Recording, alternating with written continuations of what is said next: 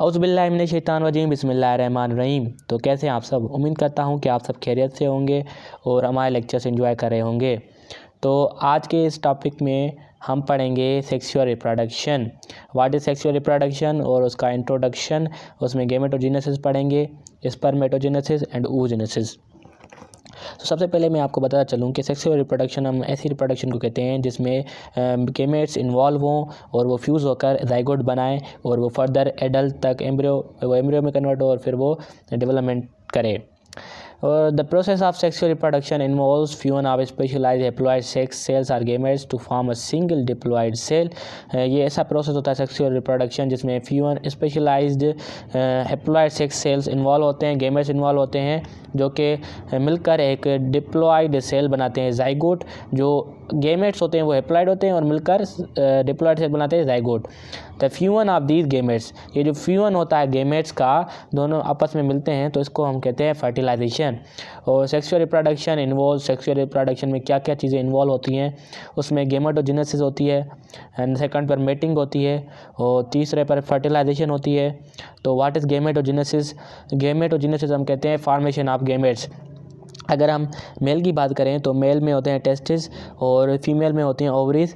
जिस टेस्टिस हैं उससे स्पर्म प्रोड्यूस होते हैं और ओवरी से एग प्रोड्यूस होते हैं। और ये जब एग और स्पर्म जो है फ्यूज़ होते हैं आपस में तो इसको फर्टिलाइजेशन कहते हैं। मेटिंग क्या होता है। मेटिंग होता है union of male and female organisms to collect their gametes at same place. मतलब कि मेल और फीमेल ऑर्गेनिजम्स जो है वो अपने गेमेट्स एक जगह पर कलेक्ट करें तो उसको हम मेटिंग कहते हैं, जिसमें यूनियन होती है मेल और फीमेल ऑर्गेनिजम्स की। और फर्टिलाइजेशन ऐसा प्रोसेस जिसमें मेल और फीमेल जो गेमेट्स हैं वो फ्यूज़ होकर ज़ाइगोट बनाएं। उसके बाद है गेमेटोजेनेसिस इन रैबिट। आपके बुक में जो हम गेमेटोजेनेसिस पढ़ेंगे, गेमेट फॉर्मेशन पढ़ेंगे, वो रैबिट में पढ़ेंगे। तो gametogenesis is the process of gametes formation by meiosis in gonads. तो गेमेटोजेनेसिस ऐसा प्रोसेस है जिससे गेमेट्स होते हैं। गेमेट्स क्या हैं, एक स्पर्म है, एग है और ये हैप्लॉइड होते हैं। जब ये फ्यूज़ होते हैं तो ज़ाइगोट बनाते हैं, वो एक सिंगल डिप्लॉइड सेल होता है। तो फिर क्या है, ये फॉर्मेशन की होती है मियोसिस से। तो सबसे पहले हम पढ़ेंगे स्पर्मेटोजेनेसिस और उसके बाद हम चलेंगे oogenesis की तरफ। तो सबसे पहले व्हाट इज़ स्पर्मेटोजेनेसिस। तो formation of sperm in male gonads testis from germ cells.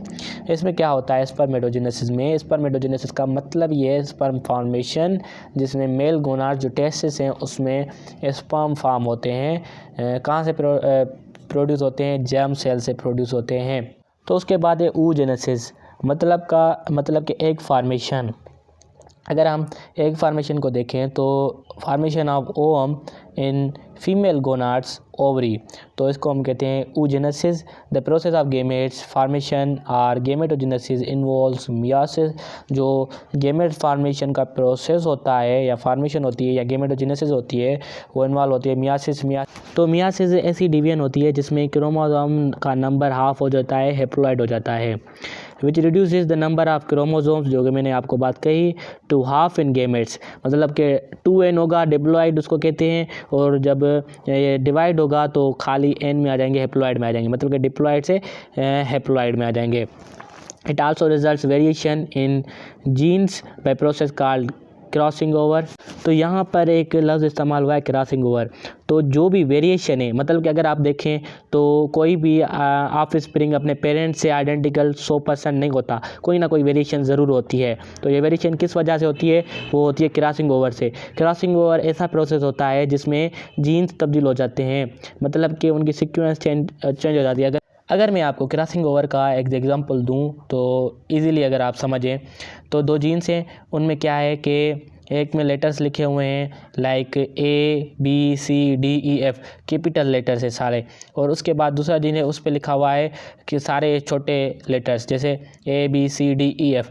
अब ये क्या है, अगर ये सेम रहते हैं तो कोई वेरिएशन नहीं आएगी, लेकिन अगर जो कैपिटल लेटर्स है उसमें स्मॉल लेटर्स आ गए और जो शिमाल वाले हैं उसमें कैपिटल आ गए, क्रॉसिंग ओवर हुई, वो गेमेट चेंज हुए तो ये क्रॉसिंग ओवर हो जाएगी और वेरिएशन इसी की वजह से होती है। These gametes mostly do not have identical genetic makeup, तो उनके पास कभी भी आइडेंटिकल जेनेटिक मेकअप नहीं होता, तो इसकी वजह से वेरिएशंस आती हैं। तो अब ये डायग्राम दी गई है कैसे जो है गेमेटोजेनेसिस होती है।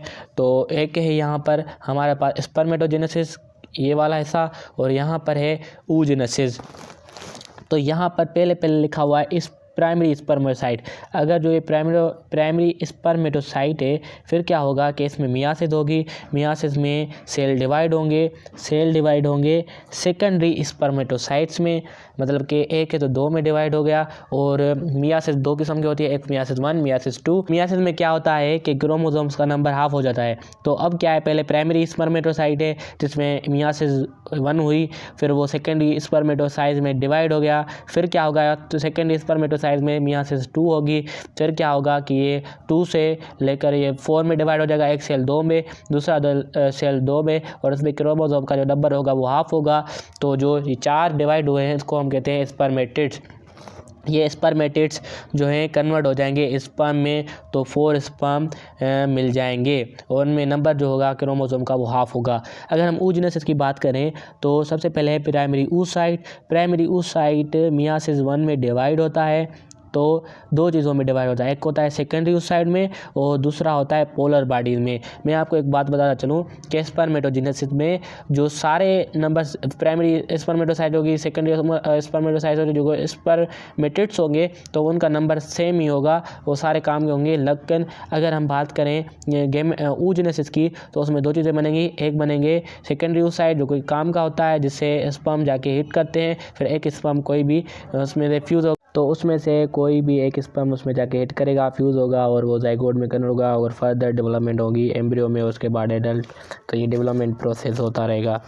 तो अगर हम oogenesis की बात करें तो oogenesis में एक सेकेंडरी oocyte में कन्वर्ट होगा और 3 पोलर बॉडी, इनमें हाफ नंबर आप क्रोमोसोम्स होगा और कोई भी ऑर्गेनेल मौजूद नहीं होगा पोलर बॉडीज में। तो उसके बाद सेकंड मियासिस होगी, तो सेकंड मियासिस में ओवम एग बन जाएगा और 3 पोलर बॉडीज। और अगर हम स्पर्मेटोजेनेसिस और oogenesis का रेशो देखें तो वो होता है 4:1, क्योंकि उसमें 4 स्पर्म बने और इसमें सिर्फ एक बना और सारे पोलर बॉडीज बने। होप कि आपको लेक्चर पसंद आया, अगर पसंद आया तो लाइक कीजिएगा और चैनल को सब्सक्राइब ज़रूर कर दीजिए।